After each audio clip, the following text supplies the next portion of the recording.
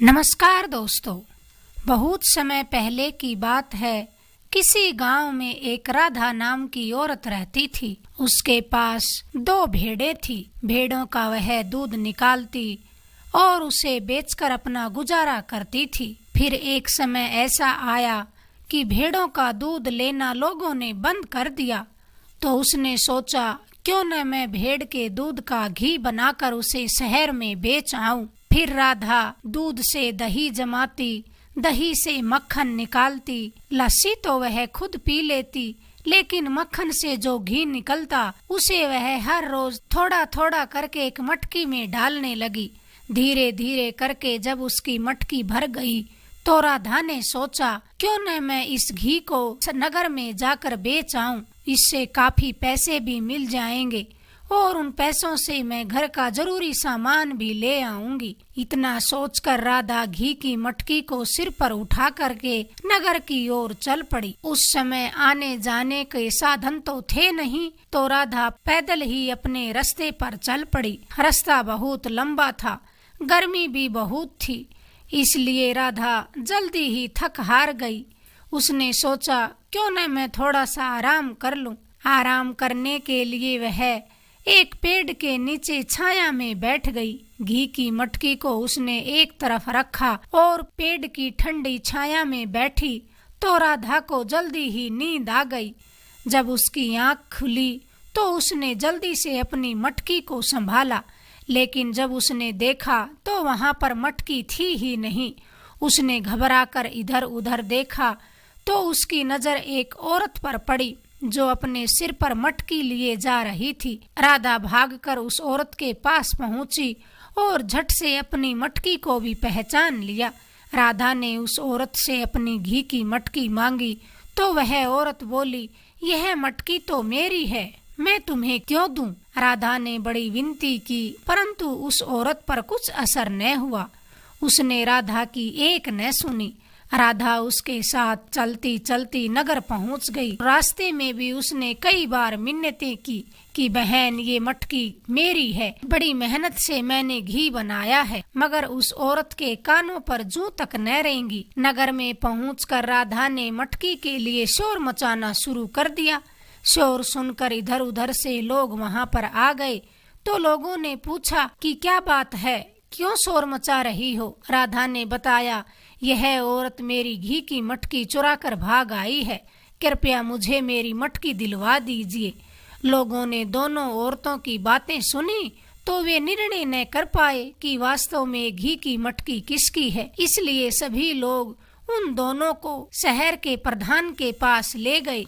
राधा ने शहर के प्रधान से कहा, साहब, इस औरत ने मेरी घी की मटकी चुरा ली है, मुझे वापस नहीं कर रही है, कृपया मुझे मेरी मटकी दिला दीजिए। मुझे यह घी बेचकर घर के लिए जरूरी सामान खरीदना है। शहर के प्रधान ने पूछा, तुम्हारे पास यह घी कहाँ से आया और इसने कैसे चुरा लिया। राधा ने जवाब दिया, मेरे पास एक भेड़ है, उसी के दूध से मैंने घी जमा किया है। रास्ते में मैं आराम करने के लिए एक पेड़ की छाया में बैठी तो मुझे नींद आ गई। तभी यह औरत मेरी घी की मटकी को उठाकर चलती बनी। शहर के प्रधान ने फिर उस दूसरी औरत से पूछा तो वह कहने लगी, साहब, आप ठीक ठीक न्याय कर दीजिए। मैंने पिछले महीने एक गाय खरीदी है जो मुझे बहुत दूध देती है। मैंने यह घी अपने गाय के दूध से बनाया है। जरा सोचिए, एक भेड़ रखने वाली औरत इतनी बड़ी मटकी को घी से कैसे भर सकती है। शहर के प्रधान ने दोनों की बातें सुनी तो दुविधा में पड़ गया।